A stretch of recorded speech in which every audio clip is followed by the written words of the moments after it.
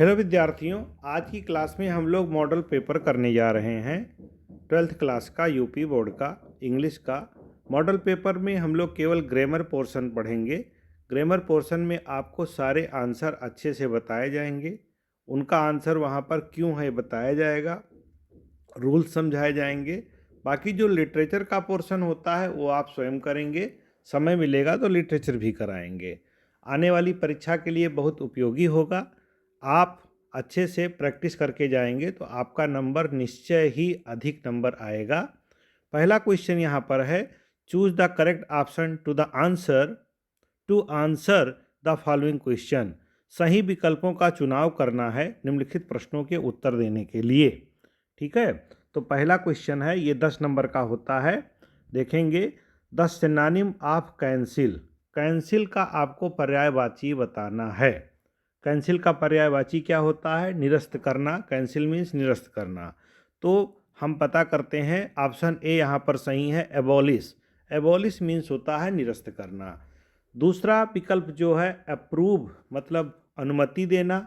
ये कैंसिल का जो है वो एंटानिम है, ना कि सिनोनिम्स है, मतलब विलोम है, पर्यायवाची नहीं है। अलाउ भी कैंसिल का विलोम है, पर्यायवाची नहीं है। ब्रेक मीन्स आप जानते हैं तोड़ना होता है।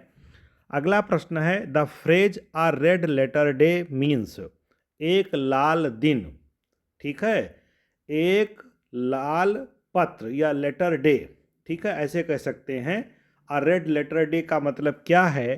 तो इसका मतलब होता है, इसका अर्थ होता है, ये इडियम फ्रेज है। क्या अर्थ होता है? ऑप्शन सी इसका विकल्प सही है, a day that is important and memorable. A red letter day means होता है ऐसा दिवस जो महत्वपूर्ण दिवस हो और स्मरणीय दिवस हो, उसको आ रेड लेटर डे कहते हैं। स्मरणीय दिवस या महत्वपूर्ण दिवस। फिर है belonging to the same time. उसी समय से संबंध रखने वाला। जिस समय से कोई हो उसी समय से संबंध कोई और रखे तो उसको क्या कहते हैं? समकालीन। समकालीन की इंग्लिश क्या होती है? कंटेम्पोरेरी। ऑप्शन बी यहाँ पर जो है वो कंटेम्पोरेरी होती है उसकी इंग्लिश। और बिगट मीन्स होता है कट्टर। कट्टर होता है। ऑप्शन सी जो है एक्टिविस्ट। एक्टिविस्ट मीन्स होता है, कह सकते हैं कर्ता। ठीक है, और एंशियंट मीन्स होता है प्राचीन। अगला प्रश्न है, which word in this sentence is an error. जो सेंटेंस दिया गया है किस शब्दों में त्रुटि है, किस शब्द में त्रुटि है ये पता करना है। तो पहला सेंटेंस है, the man which lives next door is a doctor. आदमी जो रहता है डॉक्टर के सामने, या ऐसे कह सकते हैं तो यहाँ पर व्हिच में ही गलती है। अ मैन हु लिव्स ऐसे होगा ना। हु का प्रयोग जो होता है वो सजीव कर्ता के लिए होता है और व्हिच का प्रयोग वस्तुओं के लिए होता है। ये रिलेटिव प्रोनाउन है और सिंटैक्स चैप्टर में आपको ये पढ़ाया जाएगा। तो हु का प्रयोग आप निर्जीव के लिए नहीं करेंगे, ओ सजीव के लिए करेंगे, और व्हिच का प्रयोग निर्जीव के लिए करेंगे। अभी यहाँ पर होता कि जैसे मैंने जो किताब खरीदी, तो व्हिच हो सकता the book which I bought, वहाँ पर हु गलत होता। पर यहाँ पर द मैन एक सजीव है तो इसके लिए व्हिच नहीं हु लिव्स आएगा। ठीक है, यानी कि विकल्प 1 ही आपका गलत है। लिप्स में कोई दिक्कत नहीं, प्रेजेंट इंडेफिनिट टेंस बताता है, डॉक्टर से कोई हमें मतलब ही नहीं। अब अगला प्रश्न है, antonym of patriot is. Patriot means क्या होता है? देशभक्त।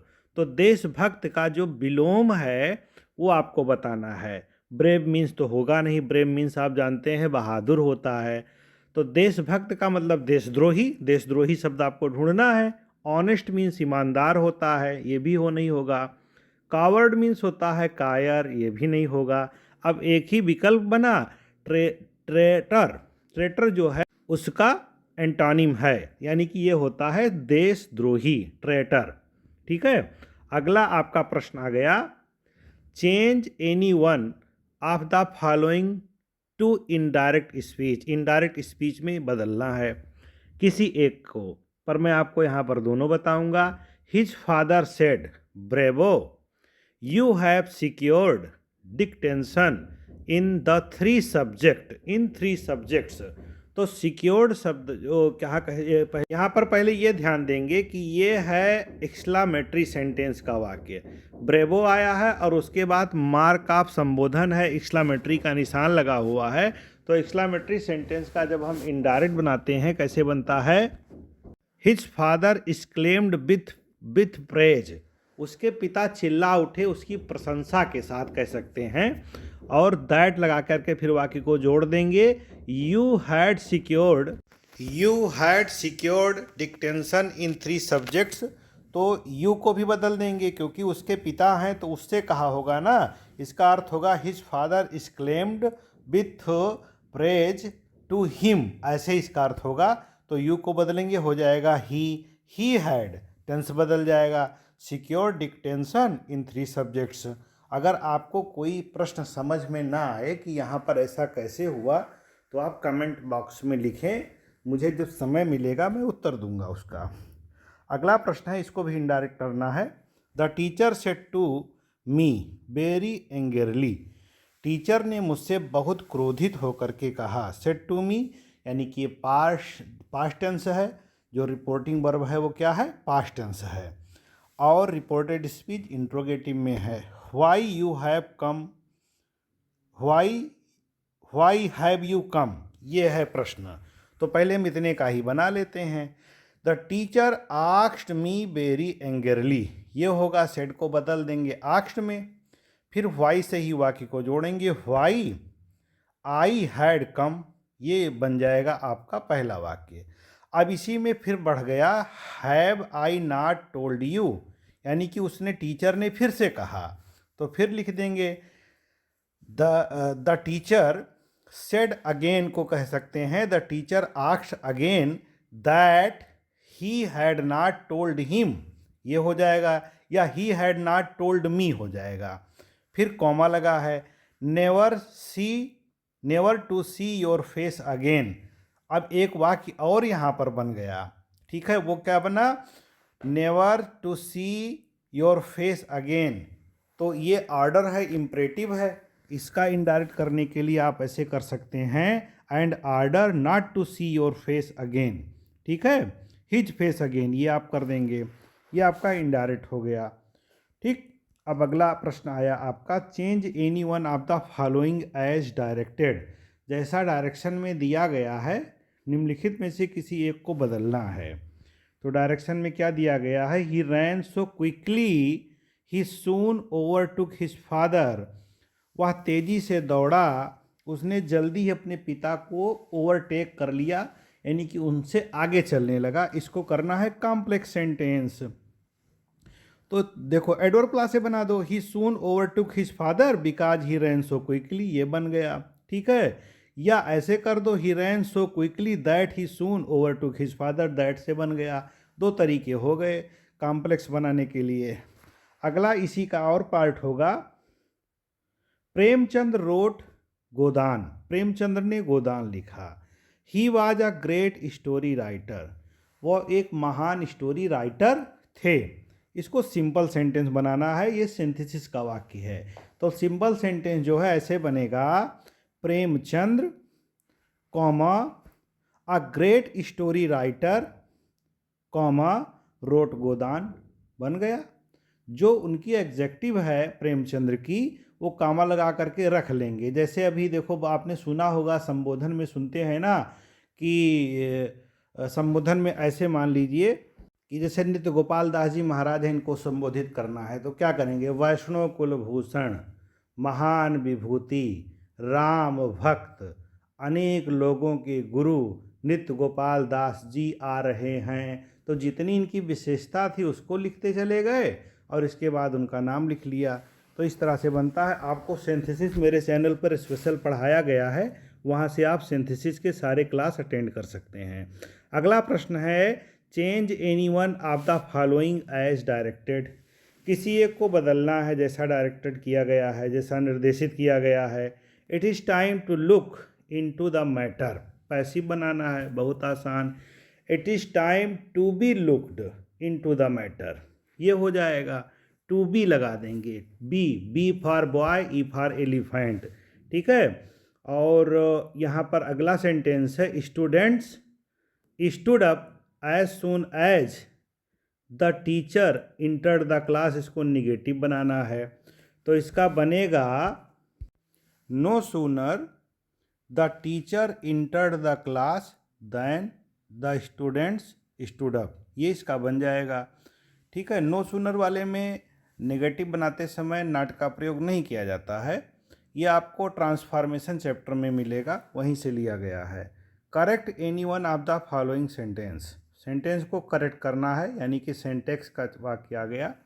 ठीक है, मिस्टर पी के रॉय इज आ एमपी लिखा हुआ है, ये गलत है। यहाँ पर एमपी शब्द जो है वो एम से तो शुरू है, पर उच्चारण उसमें ए का आ रहा है, यानी कि वावेल का उच्चारण आ रहा है।